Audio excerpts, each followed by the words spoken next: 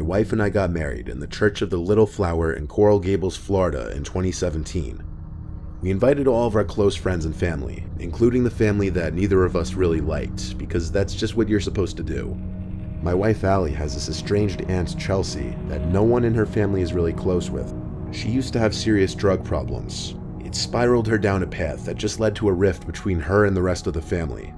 Well, Aunt Chelsea was invited to the wedding, and when she showed up, she surprisingly came with a date. But unsurprisingly, he didn't look like the kind of guy you want to bring home to mom and dad. Right from the first time I laid eyes on him, I knew he was different, not in a pleasant, quirky way. After the wedding ceremony, of course, came picture time. The 6 bridesmaids, 6 groomsmen, and my wife and I all went to this nice backyard section of the church campus to have pictures taken by the hired photographer. Some close family from both sides came along as well to watch while most others went to the party hall. Aunt Chelsea and her date came to watch us take pictures as well. This was when I first got his name, Rob. The two of them were making everyone uncomfortable, like everyone in the bridal party would joke around and we'd genuinely laugh. Then either Chelsea or Rob would yell out these weird, inappropriate things. They just kept doing it to the point where they created awkward silences, and all of us were just internally cringing, dreading what weird things they'd say next. It got very awkward very quickly, let's just say that, to the point I wanted them to leave altogether. Anyway, we eventually finished with pictures. Then we migrated to Comber Hall, the party hall connected to the church, where food and drinks were being served. Being the groom, all the attention is on you at all times. You barely have a chance to sit down and gather your thoughts or even eat. Every second I had someone else coming up to congratulate me, and eventually that person was Rob. He shook my hand again, his breath terrible, and his arms scarred up. He wasn't wearing a long-sleeved shirt, rather a stained gray polo. He seemed like a filthy person all around. He started talking to me with this loud, almost demeaning tone. I did my best to just be polite, and eventually he walked back to Chelsea. This was the last time I saw him that day. Eventually I saw Chelsea sitting by herself at the table, so I asked Allie where that Rob guy went. She had no idea either. After a while of Chelsea sitting by herself, Allie went up to her to ask her where her date was. Chelsea didn't know. She hadn't seen him in an hour. Chelsea also explained that they met in rehab, and that she had only gone out with him 4 times. Allie grew concerned with this man being here after hearing this. We asked our parents and some close family to look around for the man, to confirm if he was still there or not. There was some concerning news when one of my relatives said that some of the gifts in the room where the gifts were being stored were missing. We immediately attributed this to Rob, and had an employee ask over the microphone for everybody to keep an eye out for Rob. Chelsea wanted to call his cell, but she couldn't find her phone. This put a slight damper on things, but we didn't let it ruin our wedding day. Our parents called the police and dealt with them on the side, with the help of Chelsea giving information about Rob. After the wedding reception, a few close friends came back to our hotel room for a little after-party of sorts. Chelsea had texted Allie asking for our home address, because she had to drop off her gift that she forgot to give. Allie responded, and then our good time was interrupted by a distressing phone call from Chelsea's phone number. Allie turned off the music and put it on speakerphone. There was a male's breathing on the other end, like horror movie shit, like he was trying to creep us out. Allie kept asking where Chelsea was, to no avail. Eventually the person on the other end hung up. Allie called her grandma, who was the only one close enough with Chelsea to know where she would be, and she confirmed that Chelsea was staying with her for the night. Chelsea got on the phone and said she lost her phone at the wedding, and she didn't know her Apple ID or password, therefore she couldn't even track it with Find My iPhone. Our best guess was that it was that Rob guy. We were now concerned that he knew our address and that we weren't home. We were too drunk to go home, so we asked my dad to stay there for the night and watch the house. He gladly did so. And the next morning, we woke up to texts and missed calls from my dad. He said someone kept tapping on different windows to the house, as if to be messing with him. He called the police, but they didn't find anyone. That same day, we went to the police station to see what could be done about pursuing Rob, who we suspected was the one behind all of this. But without video cameras catching the thief in Comber Hall, and given that Chelsea's phone had been turned off or destroyed, there was little to nothing the police could do. Chelsea told us that she and Rob had gotten into a verbal argument, and that he blamed us for whatever she was saying. He thought we didn't like him, and in his words, we sabotaged him. This just further led us to believe he was responsible for that weird phone call and coming to our house in an attempt to scare or harass us. We never saw or heard from that Rob guy again, and we have only started to further distance ourselves from Chelsea after that.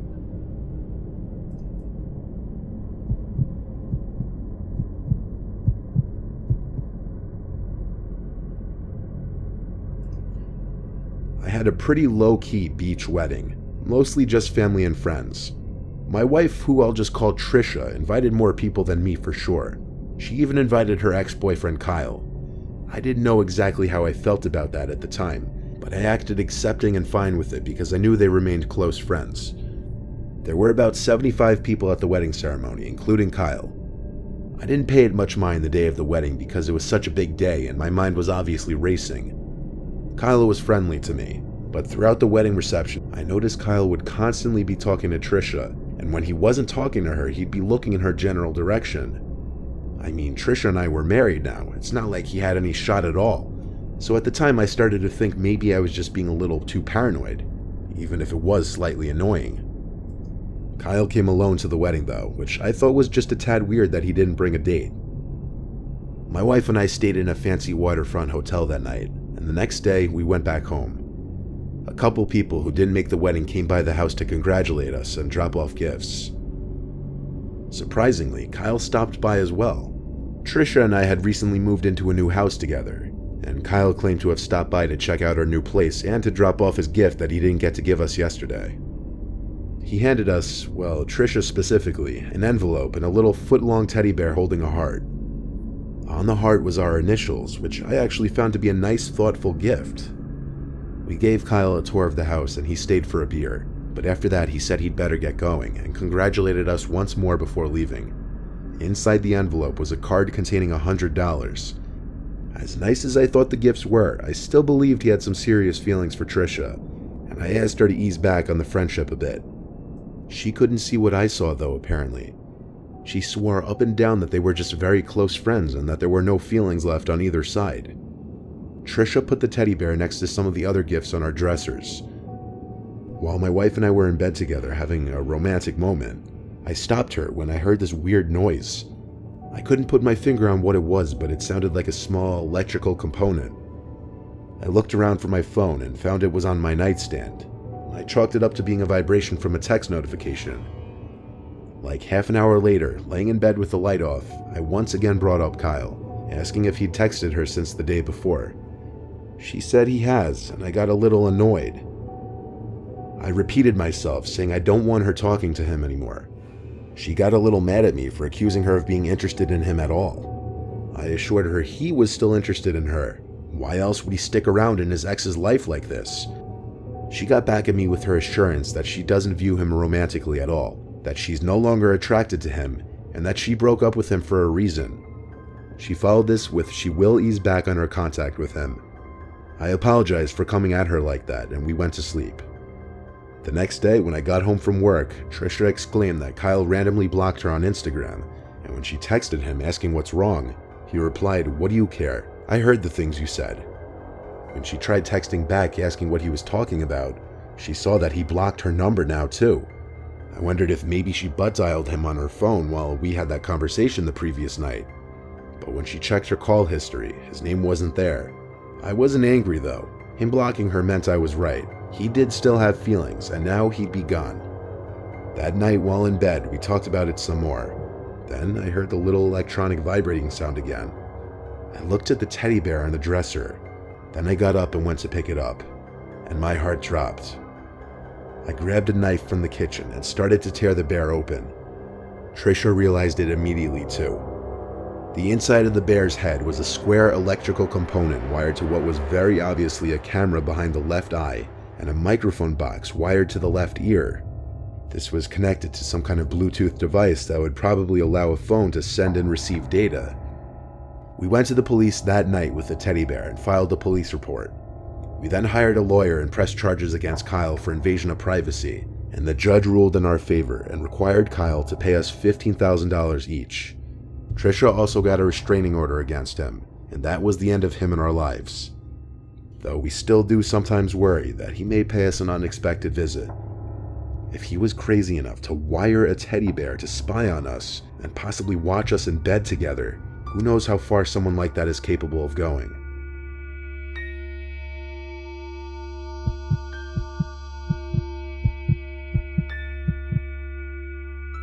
I live in a safe town, the kind of town that you can leave your car doors unlocked. Hell, you can usually get away with leaving the doors to your house unlocked. The crime rate is very low, and I live on a dead-end block. I had just gotten home from work around 8 p.m. after a 12-hour shift and was preparing a late dinner when the phone rang. The second I picked up, I heard the sound of the person on the other end hanging up. I don't know if this has any correlation with what's to come, but if it does, that's even more horrifying. On nights where I get home late, especially after 12-hour shifts, usually I'll just cook, eat, clean up, take a shower, then lay in bed watching TV for an hour before going to sleep. This was one of those nights. I was physically and mentally exhausted, which led me to making what I learned that night was a serious mistake. I was laying in bed watching The Sopranos for my third run. Sometimes I'll drift off to sleep with the TV still on when I'm just completely beat, and that's exactly what happened this night. I woke up to the TV still playing The Sopranos. I had slept through 2 episodes. I felt around the bed for the remote and turned it off. In the now freshly silent room, I was able to hear little creaks in the wood under the carpet. I felt adrenaline kick in as I looked across the dark room, and I felt I could vaguely see the shape of a very wide figure. As I aimed the remote at the TV to turn it back on to light up the room, before the TV was even on, I started choking on my own spit as I tried to say, "Please leave." The TV came back on, and the room lit up a tint of blue, revealing her. This woman in a wedding dress, looking at me, with the veil covering her face. I tried to scream at first, but nothing came out of my mouth because I was just in pure shock. I sat up, pressed against the headboard of my bed, frozen. That's the best way I can describe what I was doing in that moment. The woman in the dress, whose face I could barely see, walked over to the bed, whispering, "Where is my groom?" over and over, but each time she said it, she got louder. Her whisper quickly turned to a yell, and she grabbed the edge of my mattress and started shaking it. I screamed back at her to leave me alone. Then I got off the bed, pushed her, and ran to the bathroom across the hall and locked the door. She followed me, trying to open the door, banging on it and repeating the words, "Where's my groom?" I yelled at her I'm calling the cops, and luckily I had my cell phone on me. The woman was crying now on the other side of the door, still knocking and banging. The last thing I heard her say was, "I have to get to my wedding." I heard her stomp down my stairs, screaming and crying. Then I heard the front door slam shut. I was on the phone with 911, and I explained what just happened. I checked the living room, and she was gone. I stepped outside to see if I could see which way she ran, but she was out of sight. A police officer showed up shortly, and I described her as some larger woman in a white wedding dress and veil. How she was screaming, "Where's my groom?" and "I have to get to my wedding." I couldn't help with the direction she ran to. It was either down the only direction the street goes, or the woods to the right. Because of my exhaustion after my 12-hour shift, I had forgotten to simply lock my door, something I honestly never even thought was a problem in my neighborhood. But this just goes to show that even the best of neighborhoods, you're not always safe from crazy people out there. I think this woman was off her rocker and belonged in a mental asylum, and I hope police or somebody found her roaming the streets that night and brought her somewhere to get her help.